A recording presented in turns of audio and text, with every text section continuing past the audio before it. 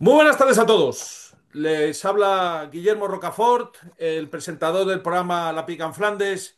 Bienvenidos a este nuevo programa, este programa semanal, su cita en Informa Radio, también en mi canal YouTube, donde abordamos cuestiones interesantes que tienen que ver con el mundo cívico-militar. Es un foro de libertad, un foro abierto. Como digo, emitimos en Informa Radio y también en mi canal YouTube nos pueden ver, escuchar y ver también programas anteriores. Intentamos abordar los temas que realmente interesan, como digo, al mundo civil militar y aquí estamos, pues al pie del cañón, un año más, siempre evocando, como no puede ser de otra manera, pues a nuestro teniente general, don Emilio Pérez Alamán, que nos dejó hace unas semanas, que partió, y también al coronel Escalona, que fue nuestro primer contertulio que partió a la patria celestial. Pero aquí estamos al pie del cañón, siempre, como digo, desde la honestidad y sabiendo que aquí tenemos a un público, una audiencia que nos sigue y que luego disfruta con esta intensa hora. Es un programa, digamos, que no tiene parangón en la prensa española y que es ya una referencia. Voy a presentar a esta magnífica mesa de debate. Tenemos con nosotros a nuestro general, don Juan Cifuentes. Muy buenas tardes, mi general. Buenas tardes a todos. Buenas tardes, mi general. Y también nuestro historiador de cabecera, don Fernando Platón. Muy buenas tardes, don Fernando. Buenas tardes, igualmente. Buenas tardes, y el que les habla, Guillermo Rocafort, el presentador de la Pica en Flandes, antiguo caballero legionero del Tercio Gran Capitán y también antiguo caballero, no, caballero legionero paracaidista Almogávar de Honor, para servirles. Bueno, vamos a ver lo que son las efemérides que, como siempre, nos presenta de una forma magistral nuestro coronel Salafranca, presidente de la Hermandad de Antiguos Caballeros Legionarios, que está en la calle San Nicolás número 11 y al que desde aquí siempre le invitamos porque la verdad es que siempre es muy agradable tomarse un vinito y encontrar en ese ambiente legionario. Está junto a la Plaza Ramales, junto a la Plaza Oriente. Lo digo por si algún oyente quiere conocerlo, desde luego que vaya y que disfrute de ese lugar emblemático. Fechas importantes en esta semana. El 14 de noviembre del año 1922 se disuelven las juntas de defensa. Es importante porque había ahí un enfrentamiento con los africanistas y pues el general Millán Primo de Rivera manifestó, el coronel entonces creo que era, su oposición y al fin y al cabo, digamos, se solventó esa situación. Otra fecha importante, el 15 de noviembre del año 1924, la evacuación de Sawen, importantísima, eh, una de las mayores operaciones militares del ejército africanista con el general, entonces creo que era el coronel, creo que era el coronel Franco en retaguardia y cinco banderas. Los rifeños querían, o los enemigos, vamos a decir, los rebeldes, por ser más exactos, querían hacer una especie de anual 2.0, pero afortunadamente se impuso un mando militar que tanto en vanguardia, en retaguardia y en los laterales fue capaz de movilizar a esa columna de creo que 10.000 personas, 10.000 civiles que iban retirándose de la ciudad de Sawen. Y luego también tenemos otra fecha importante, también el 12 de noviembre del año 1941, el ataque soviético a Posad y Poselok en el marco de la intervención de la División Azul en el Frente del Este en la Segunda Guerra Mundial. Y finalmente, el 14 de noviembre del año 1996, la integración de España en la OTAN, después de ese periplo en el que en principio parece que el PSOE no quería, luego hizo un referéndum, nos integramos en la estructura civil y finalmente en el año 96, de la mano del Partido Popular, entramos ya en la estructura militar. Precisamente es un tema muy interesante este y lo enlazo con el asunto que vamos a abordar en esta primera parte, que es realmente la política exterior de España, los bandazos que estamos dando, la falta de ideas, las incongruencias. Yo creo que tenemos, de luego, a la persona indicada a este respecto, nuestro general Cifuentes, para que nos dé unas orientaciones a este respecto. Luego debatiremos en la mesa y, por supuesto, luego que cada uno, porque este siempre es un programa de libertad, desde la libertad y para la libertad saque sus propias conclusiones, pero con una fundamentación cívico-militar, que es de lo que se trata este programa. Adelante, mi general, por favor. Gracias, Guillermo. Sí, efectivamente. Es de despiste total, ¿no? Era la situación de nuestras relaciones exteriores. Siempre, yo las veo siempre pensando en las Fuerzas Armadas, ¿no? La política exterior y la política de defensa están muy, muy unidas, ¿no? Siempre el Ministerio de Defensa y el Ministerio de Exteriores han estado unidos o separados, según, pero han tenido que colaborar. Entonces, pues la verdad es que se hace difícil el entender cómo pueden funcionar bien unas Fuerzas Armadas sin una guía política clara, ¿no? Este viaje a China de sus majestades, que forma parte pues, de los viajes organizados para abrir comercio, para dar a conocer España, que está muy bien. Pero parece que detrás están como pinchando, ¿no? Desde el gobierno de que hay algo más. Es decir, nos hemos posicionado ahora de una manera más favorable y más clara en contra de las políticas de los Estados Unidos y por lo tanto, pues parece que nos abrimos más hacia pues hacia sus rivales, ¿no? Por eso los chinos pues nos alaban y nos animan a que sigamos siendo la punta de lanza antiamericana, ¿no? Pero claro, ¿qué es lo que pasa? Pues que pertenecemos a la OTAN, pertenecemos a la Unión Europea y entonces en la última Directiva de Defensa Nacional aprobada, ese documento de guía política, se habla de la importancia del vínculo transatlántico y de cómo tenemos que mantener una relación estrecha y fuerte con quien es nuestro gran aliado, ¿no? ¿Qué ocurre? El gran aliado ahora con Europa le recuerda que tiene que empezar a defenderse a sí misma y fuerza la mano para que se incremente el porcentaje del presupuesto en defensa al 5%, precisamente para eso, para que sea capaz de defenderse a sí misma y ante las amenazas que, bueno, que en las cumbres de la OTAN se demuestran prioritaria la del este y secundaria la del sur.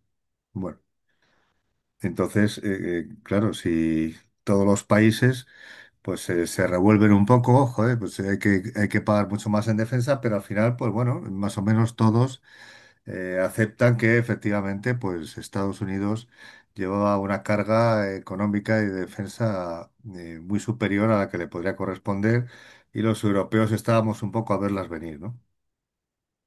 Y bueno, pues resulta que es nuestro gobierno el que salta diciendo que no lo va a cumplir y que el 2% le parece suficiente.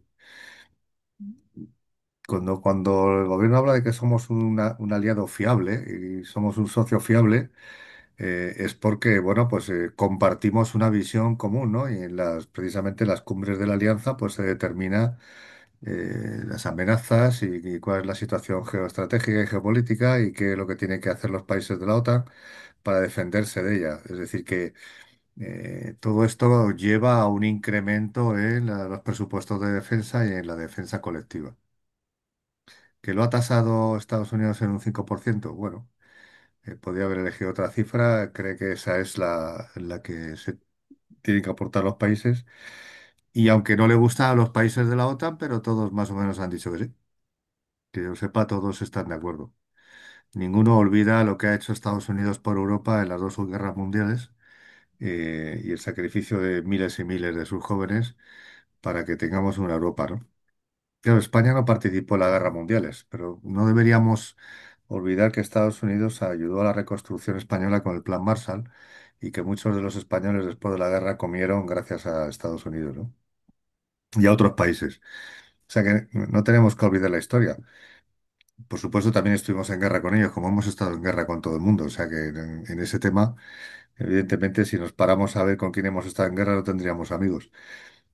Pero yo creo que deberíamos dar una pensada. Y si es verdad que somos un aliado fiable, pues al menos deberíamos considerar la posibilidad de, quizás no ahora, quizás en 2029, quizás en 2035, pues intentar aproximarnos a la cifra que los aliados asumen como buena.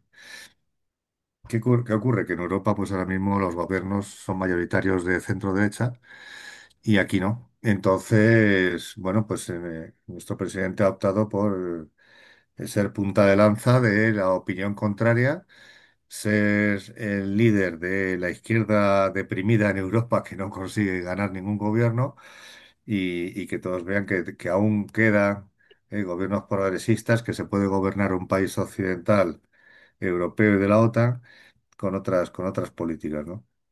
Pero yo ahí lo que veo no es, siempre nos ha pasado en España que hemos ido con 20 años de retraso en muchas cosas, ¿no? Y esta pues es una. Y es posible pues que acabemos teniendo gobiernos como los demás, que ven en la inmigración ilegal y en la seguridad, pues ven los dos principales problemas, ¿no? Y por eso las políticas de centro derecha se están imponiendo para dar una mayor defensa a la sociedad. Así que aquí acabaremos igual, me imagino. No lo sé. Lo que está claro es que, bueno, estamos dando muchos bandazos. Desde que empezó la legislatura hasta ahora, pues ha cambiado la política exterior. Y para un gobierno, esos vaivenes en política exterior no son buenos. Para las Fuerzas Armadas tampoco, que necesitan una estabilidad presupuestaria y una guía política clara, ¿no? Entonces, sí, vale, ya habíamos empezado con que Venezuela, Colombia y Cuba, pues son más amigos que Chile, Argentina y Ecuador. Bueno, y que estamos apoyando a Marruecos más que apoyar a Argelia, ¿no? Y que estamos muy contentos con la resolución de Naciones Unidas con respecto al Sáhara, que beneficia a Marruecos, que consideramos genocidas a los israelitas cuando estos genocidas han llegado a un acuerdo con los que han sido genocidados de paz. Justo en ese momento, pues hacemos otra la manifestación antigenocida y nos hemos quedado un poco en el aire, ¿no? Bueno, y llevamos esa política al extremo de anular contratos de defensa con empresas israelitas que son fundamentales para la operatividad de las Fuerzas Armadas. Desde luego, los planeadores de las Fuerzas Armadas, los que trabajan en política de defensa, Digenpol, Segenpol, la División de Estrategia y Planes del Estado Mayor de la Defensa, no debe estar pasando bien porque no, es que no está claro. No está claro. Y estos cambios pues son duros. La ministra de Defensa sigue diciendo que somos un aliado fiable, que España siempre ha sido un aliado fiable, pero se olvida que al mes de llegar Zapatero sacó a las fuerzas españolas del despliegue de Irak, dejando un hueco en el despliegue aliado que tuvieron que llenar pues los que eran aliados, ¿no? Y nos fuimos de allí. Desde ese momento lo de aliado fiable yo lo pondría entre comillas y desde luego los polacos seguramente no opinarán igual. O sea que deberíamos reconsiderar también esas expresiones tan triunfalistas, ¿no? Y bueno, no tenemos directiva de defensa nacional, por lo tanto tampoco hay directiva de política de defensa, no hay un plan estratégico claro, no se consulta al Parlamento, ni siquiera el despliegue de un buque en apoyo a una flotilla humanitaria. Hay cambios en la política exterior constantemente, a golpe de timón, a golpe de, no sabemos muy bien por qué, pero nos queda la sensación de que si políticamente hiciera falta lo contrario, pues se cambiaría de nuevo. Esa es la sensación que se transmite ante las Fuerzas Armadas que creo que necesitan una guía política clara y una estabilidad presupuestaria. Bueno, no sé si coincidís conmigo en esto. Muchísimas gracias, mi general, por tan magnífica presentación del tema. Temas, asuntos veramente apasionantes, críticos para el desarrollo de la nación. Totalmente de acuerdo con lo que ha dicho nuestro general de estos bandazos que vamos dando, que al final nos producen conmoción internamente y desprestigio en el exterior. Y es muy importante tener clara esa realidad. No podemos hacer como las avestruces, meter la cabeza bajo tierra y pensar que todo se solucionará. No, no, el mundo está cambiando, el mundo está entrando en unas tensiones cada vez más evidentes y bueno, es importante tener claridad de ideas. Cedo la palabra a don Fernando Platón. Adelante, don Fernando, por favor. Pues sí, coincido plenamente en lo que has dicho, sobre todo en la importancia de esa estabilidad y tener unas ideas claras. En cualquier país, sobre todo el tema de política exterior, Claro, es lo que se dice un tema de Estado. Y cuando se dice tema de Estado, que quiere decir que es de los que no cambia, básicamente, claro, gobierne quien gobierne. claro, eso es. Francia ha tenido gobiernos de todos los colores pero no ha estado dando bandazos en política exterior. Había su matiz, pero no decía un año una cosa, otro día la contraria. Alemania ha tenido gobiernos de demócratas cristianos y gobiernos socialistas y también ha pasado lo mismo. Es decir, las diferencias en eso no son radicales. Aquí, en cambio, tenemos lo contrario.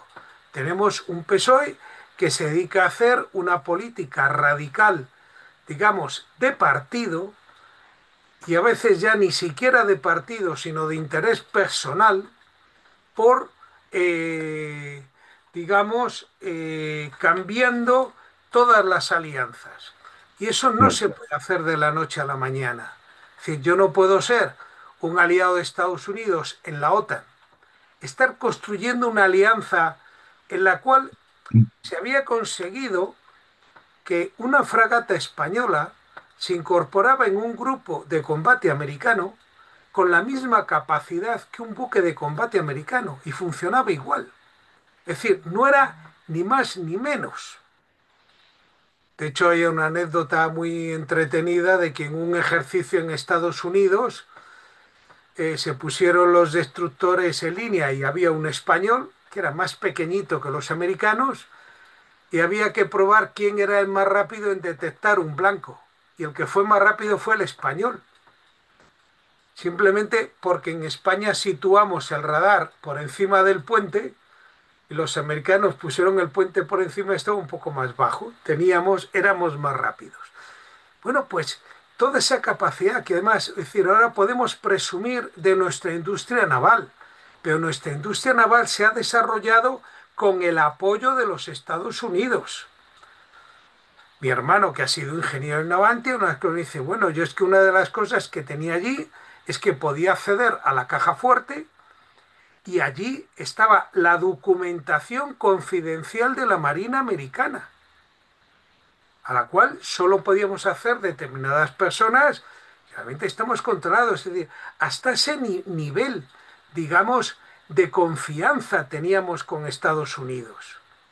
Y gracias a ello hemos podido desarrollar todo lo que hemos hecho.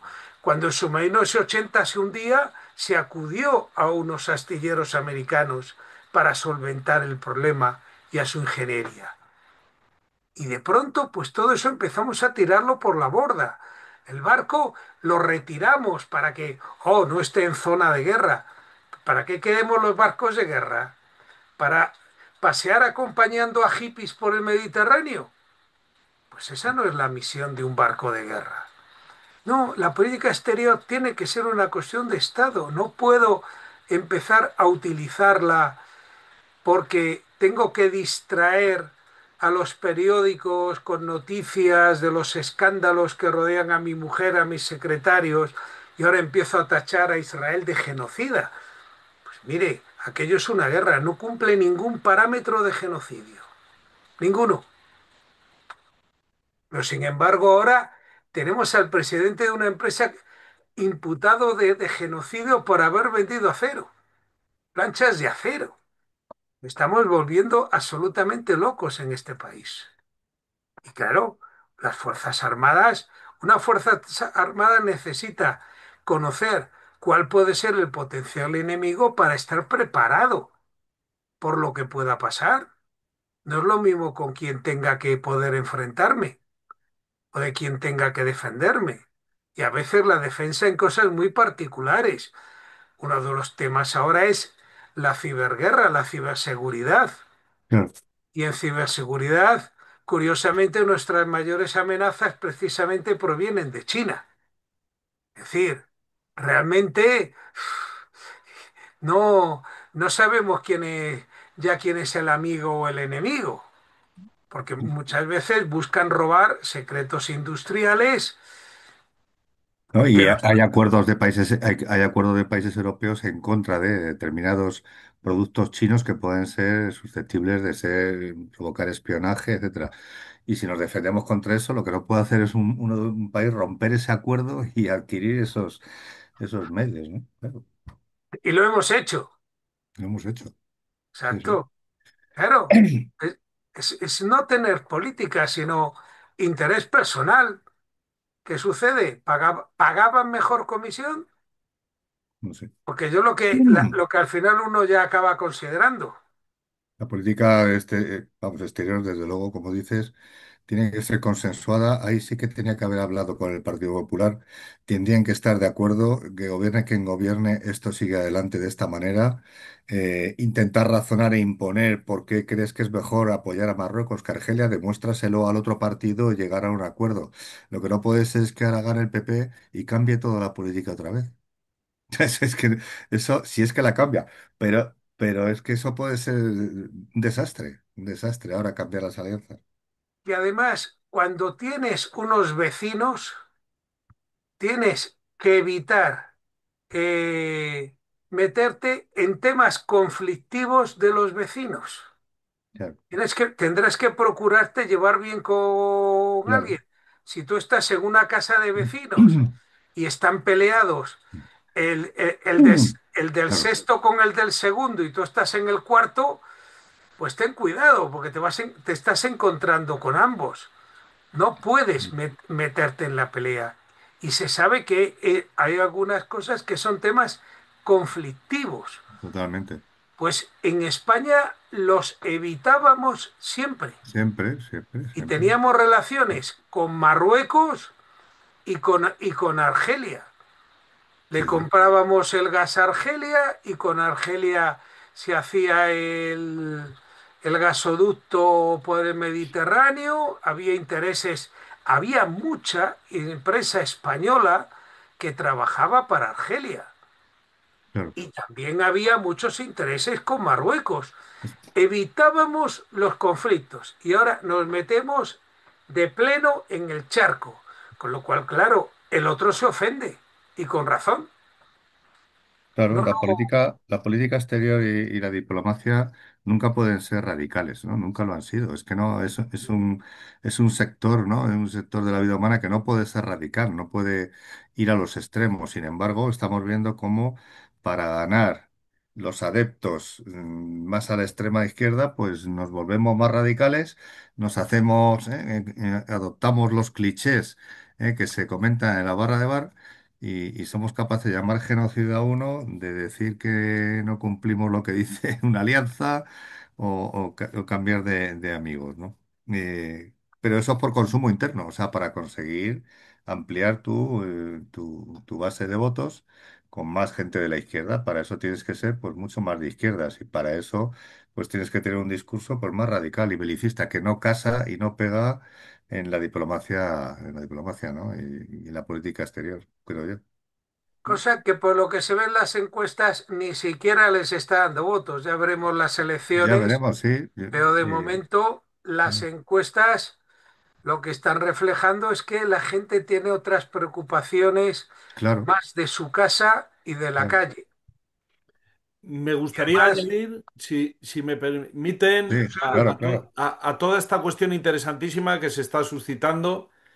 Efectivamente, el Parlamento ha sido, yo creo, absolutamente despojado de sus atribuciones a Totalmente. este respecto y por lo tanto no hay debate en el Parlamento y no hay debate en la opinión pública. Hay un orden y mando por un gobierno de tintes, yo creo que claramente autócratas, en el sentido de que confunde su voluntad o sus problemas personales con los problemas de la nación. Y eso es un cóctel terriblemente explosivo, como hemos visto en la crisis de Gaza y en otras tantas. Y además a todo esto se añade otra cuestión especialmente crítica, lo que está cambiando el mundo en los últimos años, como estamos viendo con el conflicto en Ucrania, con los problemas de Estados Unidos, con el poder emergente de China y por otro lado, también yo es una percepción personal quizá, pero veo que en la OTAN está habiendo ya distintas sensibilidades. Ya no es un bloque monolítico porque Estados Unidos yo creo que quiere aliviar una carga económica importante y en términos materiales, quiere centrarse en sus problemas, ya lo hemos visto cómo está en Venezuela, en el caso este de la guerra al narcotráfico. Está el caso, por ejemplo, de Hungría, que ya directamente está manteniendo una posición abiertamente igual con respecto a la Unión Europea, también con la OTAN, muy, muy particular, muy centrada en sus asuntos. Está Luego la cuestión de Turquía, que es una nación que a pesar de que está en la OTAN, pero va absolutamente, yo creo, por libre. Y luego está el Reino Unido, que siempre está mirando por sus propios intereses. Entonces, claro, estamos en un momento muy, muy crítico, porque dentro de la OTAN, ese bloque, vamos a decir que hasta hace poco, sobre todo a raíz de la caída del muro de Berlín, como decía Fukushima, el fin de la historia, pareciese que ya no iba a haber guerras en el futuro, a partir del año 91. Y eso, que no ha sido así, eso cambió con los atentados del 2001. Pero sí que es cierto que los ejércitos europeos han visto una reducción galopante y desenfrenada en términos de presupuestos y de recursos humanos. Por lo tanto, nos hemos encontrado en este momento, que es un momento crítico en la historia, donde se están repartiendo las fichas, vamos a decir de nuevo, entre los grandes, y España adolece de estas cuestiones internas que son especialmente graves. Por lo tanto, yo aquí, y con esta es mi aportación, veo que se concatenan factores que agravan nuestra posición internacional. Y no somos una nación cualquiera, quiero decir, no somos, vamos a ver, sin ofender, ¿no? No somos una Italia en el Mediterráneo o una Grecia en el mar Egeo, somos una nación española que estamos en el centro del mundo, entre el Atlántico y el Mediterráneo, y por nuestras costas pasa un tráfico marítimo que en ocasiones, en ámbito militar, pues da un poco es preocupante. Entonces, bueno, no sé si les parece acertadas o no mis observaciones con respecto a la descohesión. Yo al menos percibo en el seno del Tratado del Atlántico Norte como si ahora mismo fueran, igual que está haciendo Trump con otros países, haciendo acuerdos bilaterales por los que son de su cuerda, que por otra parte es muy razonable, ¿no? Y vamos a vernos en un escenario en que nos vamos a encontrar colgados de la brocha. Sí, Prácticamente, bueno, yo veo normal que haya distintas opiniones porque los gobiernos también son distintos, ¿no? El gobierno húngaro pues es distinto de otros. Pero puede tener un discurso más favorable a uno de los contendientes de la guerra Ucrania-Rusia, pero yo creo que siguen siendo leales a la OTAN y respetarán lo que ahí se determine, ¿eh? O sea que, y bueno, van buscando también sus propios intereses, que es lo que deberíamos hacer nosotros, exacto, ese es el tema. aprovechar este rearme necesario, Exacto. esta política de defensa incrementada, esta opinión pública favorable, pues aprovechar para rearmarnos bien con vistas a nuestro verdadero adversario, que no ahora mismo no está en el este, que está en el sur. Pero Totalmente de acuerdo. Y es una pena. utilicemos esta corriente favorable ¿Sí? para rearmar y hacer que nuestras fuerzas armadas tengan capacidades superiores. Y es una pena que no sepamos aprovechar este momento, que es un momento en el que parece que Europa en general mira de nuevo con buenos ojos, a diferencia del pasado, siempre con recelo por parte de la clase política, con buenos ojos a las Fuerzas Armadas para, como bien dice nuestro general, rearmarnos y saber combinar esta situación cambiante de incertidumbres Claro, con de nuestros los objetivos. sobre Claro, nuestros objetivos, que son los que son, y claro. son lo que le preocupan a los militares. Y el peligro viene donde viene, y el peligro viene no solamente ese potencial conflicto que está ahí, latente, es que sufrimos, y no es por meternos en harina de otro costal, un problema de inmigración ilegal y de droga, que es una cosa verdaderamente que provocaría de estar, si hubiera un trave en España, estarían ahora mismo los helicópteros españoles ametrallando los cientos de narcolanchas que suben incluso por el Guadalquivir. O sea, estaríamos en ese plano, ¿no? Pero parece que no hay el sur, no hay un flanco sur, hay un flanco este a miles de kilómetros de distancia.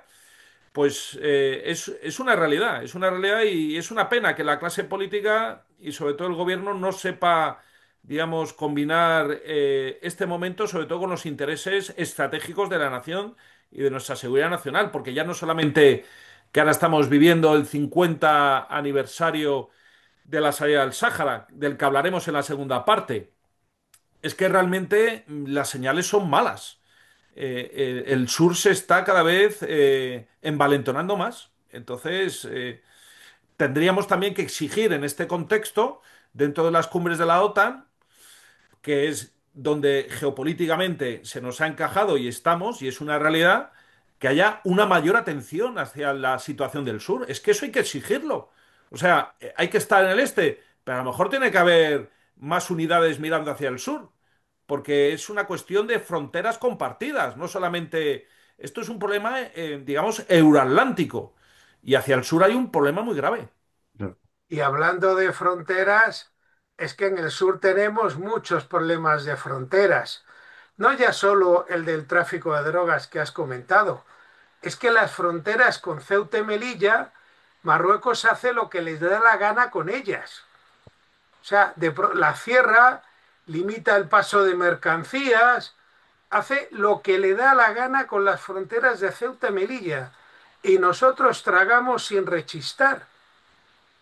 Y son fronteras europeas, al igual que cualquiera. Es decir, ellos pasan por el resto de frontera, las fronteras españolas, sin ningún tipo de limitaciones, pero por esas fronteras nos ponen todas las del mundo y todas las que quieran. Eso no es normal. Oiga, las mismas limitaciones que ponga en Ceuta y Melilla tendría que haber en toda aduana española. Las mismas, porque son tan fronteras de España y de la Unión Europea como las otras, y reclamar ante la Unión Europea, decir, oiga, que aquí nos están poniendo problemas fronterizos este país, que haya acuerdos y que se actúe con reciprocidad. Y el gobierno español calladito. ¿Qué intereses hay en Marruecos de este gobierno para que esté con la boquita tan callada ante, digamos, este abuso? Es sorprendente. Pues sí. Pues sí, la verdad es que es así. Es un tema que dará para más programas. Agradecemos sobre todo la exposición de nuestro general Cifuentes.